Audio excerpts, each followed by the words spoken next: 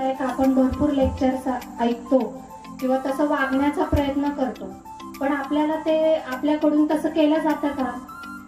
तर आज याबद्दल आपण इथे डिस्कशन करणार आहोत आणि एक रेग्युलर प्रत्येक व्यक्तीसाठी एक चांगला हेल्दी प्लॅन काय असू शकतो याबद्दल आज आपण माहिती घेऊया.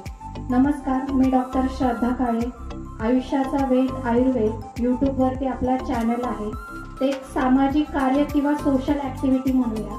रादर त्याची कसलीही फीज नाही आहे, काही नाही आहे. तुम्ही यूट्यूबवरती डॉक्टर श्रद्धा काळे सर्च केल्यानंतर हजारो वर्षापूर्वीच्या आपल्या भारतीय देशाच्या कन्सेप्ट काय होत्या, कसं राहत होते, कसं खात होते, कसं झोपलं पाहिजे, किती आहार घेतला पाहिजे, कसं वागलं पाहिजे आणि झोप किती वेळाची असावी, माझं आरोग्य कसं चांगलं राहील, मी आहारात कसे घटक घेतले पाहिजे, लहान मुलांचं आरोग्य कसं चांगलं राहील, त्याचबरोबर लहान मुलांना कोणते पदार्थ द्यायचे आहेत, कोणते नाही द्यायचे आहेत, या सर्वांची माहिती त्याच्यावरती तुम्हाला मिळून जाईल.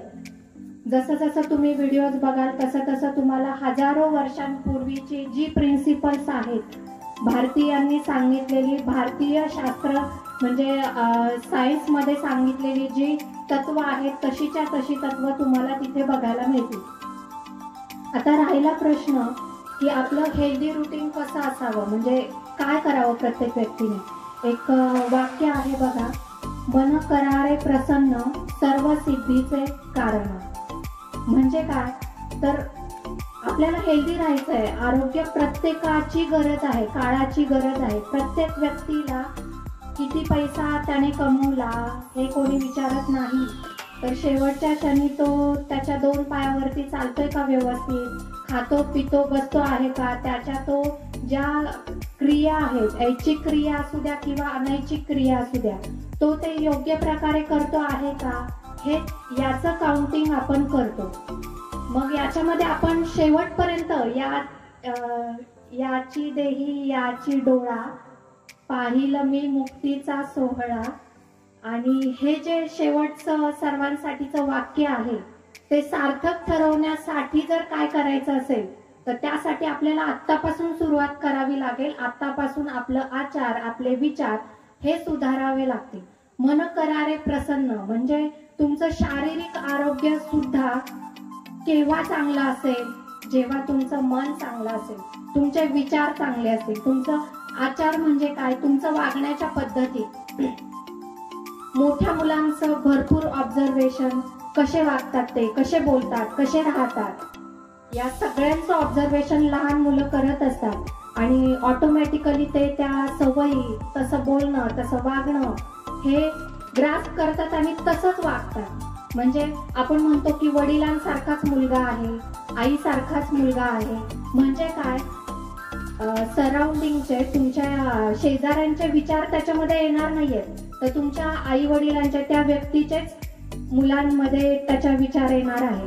तर ते मुलांचं जर वागणं, मुलांवरती चांगले संस्कार व्हावं असं वाटत असेल किंवा स्वतःमध्येही शेवटपर्यंत आपण मला चांगलं बोलता येतंय किंवा माझ्या ऐच्छिक क्रिया व्यवस्थित राहाव्यात, मला बीपी नसावा, मला साखर नसावी, मला कॅन्सर नसावा किंवा मला कोणतेही आजार नसावेत असं जर वाटत असेल तर तुमचा विचार कसे आहेत हे खूप मॅटर करतं. म्हणजे कसं, जर तुम्ही सतत निगेटिव्ह विचार करत असेल, माझ्या आयुष्यात आजपर्यंत असंच झालं, मी काहीच करू शकलो नाही, माझी 40 आली तरी मी यशच नाहीये माझ्या आयुष्यामध्ये, मी पैसाही कमवला नाही, नावही कमवलं नाही, माझं नातेवाईकांमध्ये चांगलं इम्प्रेशन नाहीये किंवा मला माझ्या गावातले लोक मानतच नाहीये, मी कुठे कमी पडलो हे मला समजतच नाहीये. जेव्हा एखादा व्यक्ती हे सगळे विचार सतत करत असतो, सतत डोक्यामध्ये तेच विचार त्याच्या सुरू असतात किंवा आर्थिक परिस्थिती हालाकीची आहे, ती सुधारण्यासाठी मी सतत प्रयत्न करतो आहे पण कुठेतरी मला यश येत नाहीये, त्यासाठी तुम्ही कधी प्रयत्न केला आहे का की यशस्वी व्यक्तींना भेटूयात आपण, ते काय करतात किंवा ते कोणते प्रिन्सिपल्स आजमावतात, ते सगळं आपण जपूयात किंवा त्या गोष्टींनी आपण सुधारणा करूयात. तर ह्याचा विचार कोणी करत नाही. पण मग माझ्या वाट्यालाच अपयश का आहे, म्हणजे मी अपयशी का आहे, माझं भाग्य का चांगलं नाहीये, आपलं भाग्यावरती जास्त जोर असतो. म्हणजे तुम्ही काहीही न करता, कष्ट न करता किंवा कोणाची प्रेरणा न घेता तुम्हाला देवाने ऑटोमॅटिक तुमच्यावरती प्रसन्न व्हावं आणि तुमचं जे विश्व दारिद्र्य आहे, म्हणजे खूपच पहिल्यापासून असं म्हणूया की 8 जन्म झाले तुमची आर्थिक परिस्थिती सुधारत नाहीये आणि ती देवाने प्रसन्न व्हावं कुठेतरी आणि तुमच्यामध्ये सुधारणा व्हावी, असं कोणाच्याही बाबतीत होत नाही. देव असा प्रसन्न होत नाही. तुम्ही पाव देणार आणि देवाला म्हणणार मला अष्टऐश्वर्य माझं पूर्ण घालव आणि मला करोडपती कर, पॉसिबल नाहीये. त्यासाठी तुम्ही स्वतः सुधारणा करणं महत्वाचं आहे. म्हणजेच काय, अपयशी कंटिन्युअसली तेच जेव्हा निगेटिव्ह विचार तुमच्यामध्ये येत असतात तेव्हा तो व्यक्ती कोणत्या तरी आजाराला पात्र ठरत असतो. म्हणजे जेव्हा 100 निगेटिव्ह इलेक्ट्रॉन्स एकत्र येतात तेव्हा त्याच्या शरीरामध्ये अशी एक सेल बनते, अशी एक पेशी बनते की ती तुमच्या रक्ताला बिघडवते आणि तिथून पुढे आजार तयार व्हायला सुरुवात होते. जर तुमचे 100 पेक्षा जास्त विचार निगेटिव्ह असतील, मग विचार करा किंवा एखाद्या व्यक्तीला बीपीचा त्रास आहे, एखाद्या व्यक्तीला मधुमेह आहे, एखाद्या व्यक्तीला पॅरालायसिस झाला आहे, म्हणजे त्याच्या ब्रेनमध्ये त्या निगेटिव्ह विचारांचं प्रेशर किती असेल. आता पहिले असं होतं की कॅन्सरचं प्रमाण शहरी भागामध्ये जास्त होतं, ग्रामीण भागामध्ये कॅन्सर, बीपी, डायबेटीस यासारखे प्रकार बघायला मिळत नव्हते. पण आता जर कॅल्क्युलेशन केलं तर माझ्या कॅल्क्युलेशननुसार दर 100 व्यक्तींमध्ये कमीत कमी एक व्यक्ती गावाकडेही कॅन्सर झालेला बघायला मिळतो. असं झालं आहे की 18व्या वर्षापुढील बरेचसे मुलं आहेत, मुली आहेत की त्यांच्यामध्ये कॅन्सरचं प्रमाण बघायला मिळतं.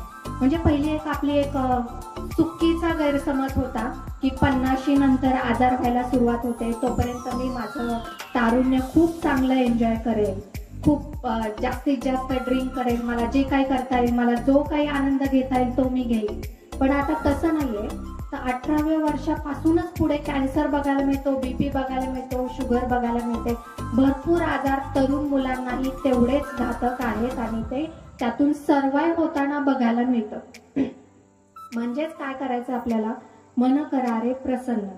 जेव्हा आपण स्वतःच्या मनामधील विचार पॉझिटिव्ह ठेवू, असे 100 पॉझिटिव्ह लोक तुमच्या कॉन्टॅक्टमध्ये आले किंवा 100 विचार तुमचे स्वतःच पाया तुमचा पॉझिटिव्ह विचारांचा आहे, तेव्हा त्याचा सामाजिक दृष्टिकोनातून सोशल इम्पॅक्ट एवढा चांगला होणार आहे की ती एक जनरेशन, एक कम्युनिटी तेवढीच पॉझिटिव्ह असेल आणि समाजाला, पर्यायाने देशाला खूप चांगला फायदा होणार आहे.